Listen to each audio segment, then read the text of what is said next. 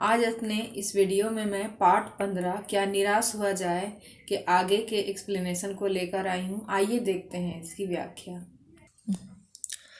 कल के वीडियो में हमने देखा था कि उसमें भ्रष्टाचार से संबंधित बातें बताई गई थी। यहाँ पर लेखक भ्रष्टाचार से जुड़े हुए लोगों के बारे में बता रहे थे। आगे आइए देखते हैं इसमें। यहाँ पर लेखक कहते हैं कि भारतवर्ष में कभी भी भौतिक वस्तुओं को, मतलब जो मानव निर्मित वस्तुएं थे, उसको बहुत अधिक महत्व नहीं दिया, बल्कि उनकी दृष्टि में मनुष्य के भीतर जो आंतरिक तत्व है, मतलब जो उसके संस्कार वगैरह हैं, उसके अच्छे बात जो लेकर वह चलते हैं, वह उसको अधिक बल देते हैं, ना कि सांसारिक बनाई हुई वस्तुओं को। वह बताते हैं कि जो उसकी आंतरिक शक्ति है उसे ही वह अंतिम और श्रेष्ठ मानती है। वह लोभ, मोह, काम, क्रोध आदि विकार मनुष्य में स्वाभाविक रूप से विद्यमान रहते हैं। लेखक बताते हैं कि हमारे मन के अंदर ही हमारे मतलब लोभ और जो मोह होता है, जो कामना होती है, बुरी आदतें होती है, वह स्वाभाविक रूप से हमारे अंदर होती है। पर उन्हें प्रधान शक्ति मान लेना, अपने मन और बुद्धि को उन्हीं के इशारे पर छोड़ देना बहुत निकृष्ट आचरण है। वह कहते हैं लेकिन इसी को, लोभ और मोह को ही परम मान लेना, मतलब सबसे श्रेष्ठ मान लेना, यह सबसे बुरा आचरण है।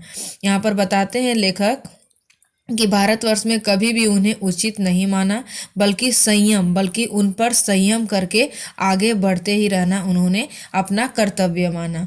परंतु भूख की उपेक्षा, जिस प्रकार लेखक बताते हैं कि जिस प्रकार भूख की उपेक्षा नहीं की जा सकती, मतलब भूख को भूला नहीं जा सकता, बीमार के लिए दवाई की उपेक्षा नहीं की जा सकती है, उसी प्रकार यहाँ पर बताते हैं कि यहाँ पर जो जैसे बता रहे हैं कि गुमराह को ठीक रास्ते पर ले जाने के उपायों की उपेक्षा नहीं की जा सकती। मतलब जो हमारे अच्छाई हैं उनके साथ साथ बुराई है, उसको हम इग्नोर नहीं कर सकते, उसको हम भूल नहीं सकते, बल्कि उनको अपने आप नियम के साथ, नियम के पालन करते हुए उसको कंट्रोल करना होता है, हमें उसे अपने ओर नियंत्रित करना होता है। यहाँ पर लेखक बताते हैं कि हमारे देश में जो करोड़ों करोड़ों गरीब हैं, उसकी अवस्था को सही करने के लिए कई कायदे कानून बनाए गए हैं। जैसे भारत सरकार के द्वारा, मतलब भारत में उसके उन्नति के लिए, उनके विकास के लिए कई ऐसे अवसर उन्हें दिए गए ताकि वह अपनी स्थिति को ठीक कर सके। यहाँ पर बताते हैं जैसे कृषि, उद्योग, वाणिज्य, शिक्षा, स्वास्थ्य आदि कई अवसर उन्हें दिए गए ताकि वह अपनी स्थिति को बेहतर तरीके से चला सके।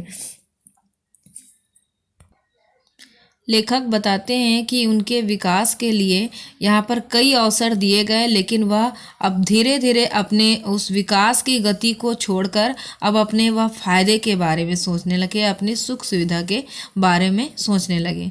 यहाँ पर इस तीसरे पंक्ति में यहाँ पर लेखक बताते हैं कि व्यक्ति का मन सब समय आदर्शों पर नहीं चल सकता है।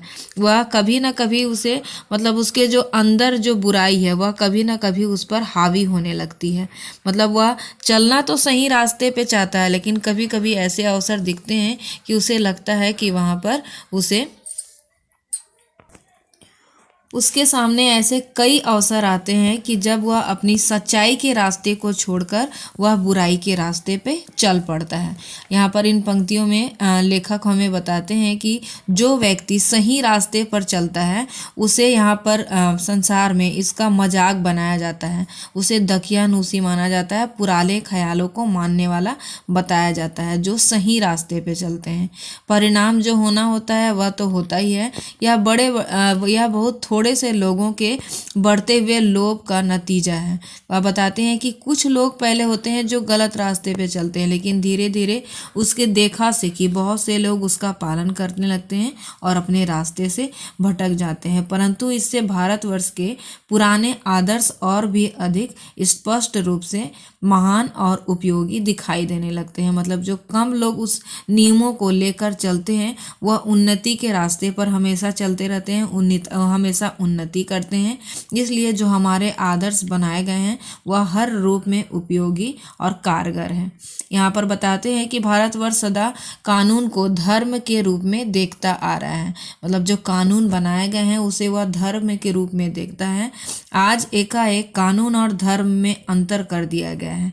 धर्म को धोखा नहीं दिया जा सकता, कानून को दिया जा सकता है। यही कारण है कि जो लोग धर्म भीरू मतलब धर्म से डरते हैं वे कानून की बुराइयों से लाभ उठाने में संकोच नहीं करते। मतलब जो धर्म से डरते हैं वो व्यक्ति धर्म के रास्ते पे चलना चाहता है, लेकिन क्योंकि कानून तो बदलता ही रहता है, जिसकी वजह से उसमें कुछ कमियां होती है और लोग उसका फायदा उठाने लगते हैं। यहाँ पर आगे पंक्ति में लेखक बताते हैं, इन अगले पंक्ति में लेखक बताते हैं कि इस बात का पर्याप्त प्रमाण खोजे जा सकते हैं कि समाज के ऊपरी वर्ग में चाहे जो भी होता रहे, भीतर भीतर भारतवर्ष अब भी यह अनुभव कर रहा है कि धर्म कानून से बड़ी चीज है।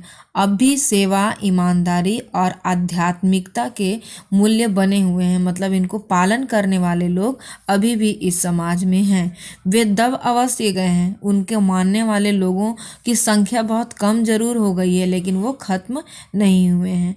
आज भी वह मनुष्य से प्रेम करता है, महिलाओं का सम्मान करता है, झूठ और चोरी को गलत समझता है, दूसरे को पीड़ा पहुंचाने को पाप समझता है।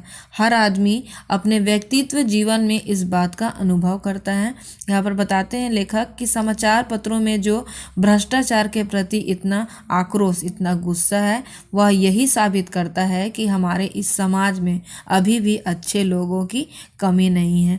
मतलब उनकी संख्या कम जरूर हो गई है, लेकिन वह खत्म नहीं हुए हैं। यहाँ पर अगले लास्ट पंक्ति में, सेकंड लास्ट पंक्ति में देखेंगे कि कविता इसमें लेखक बताते हैं कि दोषों को पर्दाफाश करना, उसको लोगों के सामने लाना, यह बुरी बात नहीं है। बुरी बात यह है कि लोगों की जो कमी होती है उसमें रस लेकर उसको खुशी खुशी लोगों को और अधिक सुनाना। ठीक है, तो यहाँ पर बताया गया है कि दोषों को उद्घाटन करना, मतलब दोषों को लोगों को सामने लाना एकमात्र कर्तव्य मान लिया जाता है। बुराई में रस लेना बुरी बात है।